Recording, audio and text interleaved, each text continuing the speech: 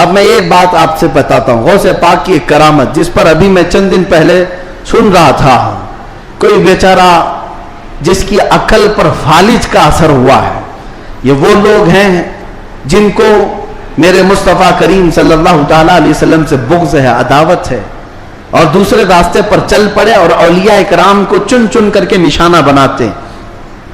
جن کا تعلق نجد سے ہے، وہابیت سے ہے، سلفیت نام رکھتے ہیں. بہرحال لیکن سوال کرنے والے نے ایک سوال کیا، ارے مولانا آپ سناتے ہیں کہ غوث پاک تو 12 سال کی ڈوبی ہوئی کشتی کو باہر لے آئے. یہ تو خدا کے بھی کام نہیں ہے، اللہ کے بھی کام نہیں، اس سے بڑھ کر کے آپ نے غوث پاک کو بتا دیا. میرے عزیزوں، میں آپ کو بتاتا ہوں بات ہوئی کیا تھی. دریا کے کنارے سے آپ کا گزر ہو رہا تھا، ایک بوڑھی عورت کو روتے ہوئے دیکھا. مرید سے پوچھا، پوچھو اس کو کیا بات ہے، کیوں روتی ہے. معلوم کیا تو پتا چلا کہ اس خاتون کا اکلوتا بیٹا تھا، بڑے نازوں سے پالا تھا. اس عورت نے شادی کی، بارات آ رہی تھی اور کشتی جو ہے دریا میں غرق ہو گئی، ڈوب گئی، باہر نہ آ سکی. مشہور کرامت ہے غوث پاک کی. تو وہ ڈوب گئی اور اس بوڑھی عورت کا دل تو ماں کا ہے، بیٹے کے یاد میں روز آتی ہے، روتی ہے اور شام واپس چلی جاتی ہے، روز روتی ہے. غوث پاک رضی اللہ تعالیٰ عنہ کو اس پر رحم آیا. اللہ کریم کی بارگاہ میں سفارش کی، اے رب کریم، تو نیست سے ہست کرنے والا، تو پانی کے قطرے سے پورا انسان بنانے والا، تو راکھ کے ڈھیر کو بھی اگر چاہے تو زندہ انسان کھڑا کر دے. مولا قادر مطلق ہے، اس خاتون پر رحم فرما اور اس کا بیٹا واپس لوٹا دے. غوث پاک کی دعا چل رہی تھی. تھوڑی دیر دیکھنے کے بعد دریا میں ایک بھونچال سا، طوفان سا آیا. پانی کے اندر ایک عجیب سی سرسراہٹ ہوئی. تھوڑی دیر کے بعد دیکھا تو ایک کشتی برآمد ہوئی. غوث پاک نے صرف اس خاتون کے بیٹے کی زندگی مانگی تھی، مگر صدقے میں اللہ نے پوری بارات کی زندگی لوٹا دی. پوری بارات واپس آ گئی اور وہ خوشی خوشی غوث پاک رضی اللہ تعالیٰ عنہ کا شکر کرتے ہوئے گھر گئے. 12 سال کے بعد مچھلیاں کھا گئی ہوں گی، کشتی کے پرزے ختم ہو گئے ہوں گے، لیکن رب ذوالجلال قادر مطلق ہے. ہم ان لوگوں کو یہی تو کہتے ہیں جو جلا کر کے سمجھتے ہیں کہ اب کوئی نہیں اٹھا سکتا ان کو، راکھ پانی میں بہا کر کے سمجھتے ہیں کہ اب ان کا حساب کتاب نہیں ہو سکتا. ہر عقل کے اندھو، جس رب ذوالجلال نے ایک نطفے سے تمہارا پورا انسانی شکل بنایا ہے، تم 1000 بار جلا کر راکھ کر دو، رب ذوالجلال قادر مطلق ہے، وہ دوبارہ زندہ فرمائے گا حساب لینے کے لیے. تو کشتی دوبارہ واپس آئی. غوث پاک رضی اللہ تعالیٰ عنہ کی اس کرامت پر ایک دو نہیں، ہزاروں لوگ اسلام میں داخل ہوئے تھے. ہزاروں لوگ اسلام میں داخل ہوئے. اب جو صاحب ہیں انہوں نے کہا کہ ایسا کیسے ہو سکتا ہے، ایسا کیسے ہو سکتا ہے. ہر جگہ اگر تم عقل کے گھوڑے دوڑاؤ گے تو یہی سوال کرو گے ایسا کیسے ہو سکتا ہے. اگر تمہاری عقل میں بات نہیں آتی تو سمجھ لو اسی کو کرامت کہتے ہیں، اسی کو کرامت کہتے ہیں. تم اور ہم بھی کر سکتے تھے تو پھر غوث کی کرامت کا مطلب ہی کیا ہے؟ تم بھی غوث ہوتے، ہم بھی غوث ہوتے. کرامت ہے جو عقل میں نہیں آئے گی. اور قرآن سے اگر دلیل مانگتے ہو، سنو، سلیمان علیہ السلام نے اپنے دربار میں ایک بار اعلان کیا تھا، کون ہے جو سبا بلقیس کا تخت یہاں پر لے آئے گا. سلیمان علیہ السلام فلسطین میں بیٹھے ہوئے ہیں اور سبا بلقیس کا تخت یمن میں ہے.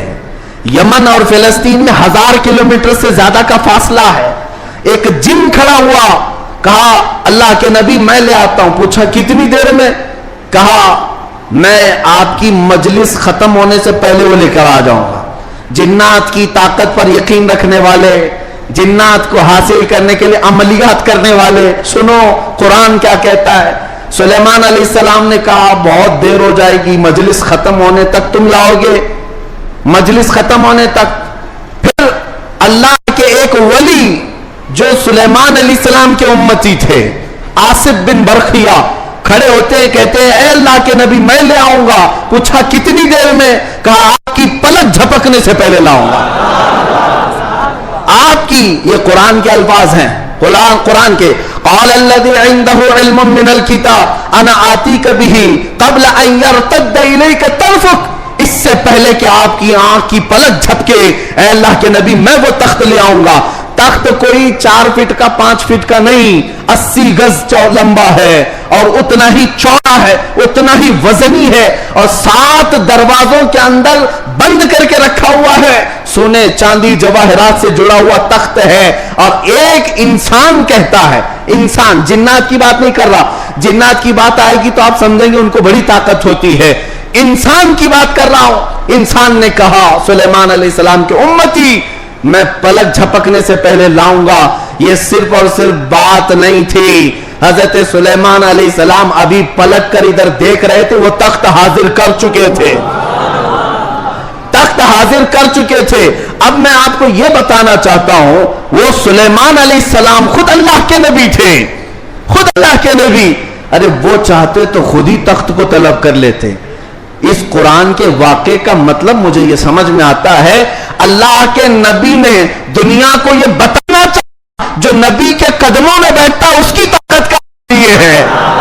نبی کی طاقت تو بہت دور, اور یہ بھی بنی اسرائیل کے نبی, بنی اسرائیل کے نبی سلیمان علیہ السلام, ان کے امتی کی طاقت کا حال یہ ہے, تو پھر سید الانبیاء محمد رسول اللہ اور ان کی امت کے عام اولیاء کی بات نہیں کر رہا ہوں. شیخ عبد القادر جیلانی جن کا قدم ولی کی گردن پر ہے, وہ 12 سال کی کشتی واپس لے آئے تو تعجب کی بات نہیں, بلکہ ہم سمجھتے ہیں قرآن اس کرامت کو بالکل عینی طور پر بیان کر رہا ہے. عزیزان گرامی, میں دنیا کی یا دنیا کے نقش قدم پر چلنے والے, ہر چیز کو تھیوری اور پریکٹیکل پر آزمانے والے اور سائنس کی دنیا میں چلنے والے, ان کو کہتا ہوں آئنسٹائن نے کہا ہے. آئنسٹائن کا نام تو بہت لوگوں کو اچھی طرح سے یاد ہوگا, اس کی تسبیح بھی پڑھتے ہوں گے. الحمدللہ ہم غوث پاک کی تسبیح پڑھتے ہیں. اب اسی آئنسٹائن کی بات کر رہا ہوں, جس نے یہ کہا ہے کہ میں نے کائنات کو دیکھنے کی کوشش کی. سنو, کائنات کو دیکھنے کی کوشش کی اور چاند تک اور سورج تک اور بہت سارے مقامات تک دیکھنے کی رسائی حاصل کر لیا.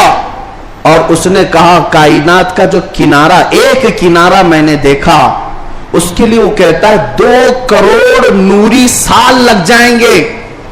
2 کروڑ نوری سال. نوری سال کس کو کہتے ہیں پتہ ہے؟ یہ جو سال ہمارے چل رہے ہیں, یہ سال صبح ہوتی ہے 6 بجے صبح ہوئی, شام میں 6 بجے سورج ڈوبا, آرام سے دن چل رہے ہیں. نوری سال اس کو نہیں کہتے. نوری سال 1 منٹ میں 1,80,000 کلومیٹر کا سفر کرتا ہے. 1 منٹ میں 1,80,000 کلومیٹر کا سفر طے ہو جاتا ہے نوری سال میں. اس طرح 1 منٹ کی بات کر رہا ہوں, 1 منٹ کی, اس طرح کے 2 کروڑ سال لگ جائیں گے کائنات کو دیکھنے کے لیے. یہ کون کہہ رہا ہے؟ آئنسٹائن کہہ رہا ہے, جس کے پیچھے تم لوگ آگے پیچھے جس کو قبلہ بناتے ہو. سنو, 2 کروڑ نوری سال لگ جائیں گے کائنات کے کنارے دیکھنے کے لیے, کائنات کی ساری چیزیں دیکھنے کے لیے. اور آؤ شہنشاہ بغداد کے دربار میں, کہتے ہیں نظرت الی بلاد اللہ جمعا کخردلۃ علی حکم اتصالی, میں اللہ کی پوری کائنات کو ایسے دیکھتا ہوں جیسے اپنے ہتھیلی میں رائی کے دانے کو دیکھتا. تمہارے سارے آلے, تمہارے سارے کمپیوٹر 2 کروڑ سال میں بھی وہاں نہیں پہنچ سکتے جہاں شہنشاہ بغداد کی ایک نگاہ پہنچتی ہے. ہاں, میرے غوث نے فرمایا نظرت الی بلاد اللہ جمعا کخردلۃ علی حکم اتصالی, میں اللہ کے پورے شہروں کو, کائنات کو ایسے دیکھ رہا ہوں جیسے اپنے ہتھیلی میں رائی کے دانے کو دیکھ رہا ہوں. عزیزان گرامی وقار, الحمدللہ ہمارے پاس فخر کرنے کے لیے بہت کچھ ہے, بہت کچھ ہے. غوثیت معاذ کی نسبت نے ہی اعلیٰ حضرت کو مجدد بنایا ہے, اعلیٰ حضرت کو مجدد بنایا ہے. اور امام اہل سنت فاضل بریلوی اسی نسبت پر فخر کرتے ہیں. دیکھا جائے تو امام اہل سنت اعلیٰ حضرت نے تقریباً 1000 سے زیادہ کتابیں لکھ ڈالی ہیں. 55 علوم پر اللہ نے مہارت تام عطا کی ہے, اور بہت سارے شاگردوں کے کھیت تیار کیے. امت پر ایک بہت بڑا امتیوں پر احسان ہے لیکن ساری چیزیں اپنی جگہ پر قرآن کا ترجمہ کیا ہے، فتاوی رضویہ شریف ہے، بارگاہ مصطفیٰ میں ہدایت بخشش ہے، بہت سارے کام ہیں، لیکن جب رسول اللہ کے دربار میں حاضر ہوتے ہیں اعلیٰ حضرت یہ نہیں کہتے یا رسول اللہ میں فتاوی رضویہ لے کے آیا ہوں، میں کنز الایمان لے کر کے آیا ہوں، میں ہدایت بخشش لے کے آیا ہوں، بلکہ اعلیٰ حضرت یہ کہتے ہیں تیری سرکار میں لاتا ہے رضا اس کو شفیع جو میرا غوث ہے اور لاڈلا بیٹا تیرا۔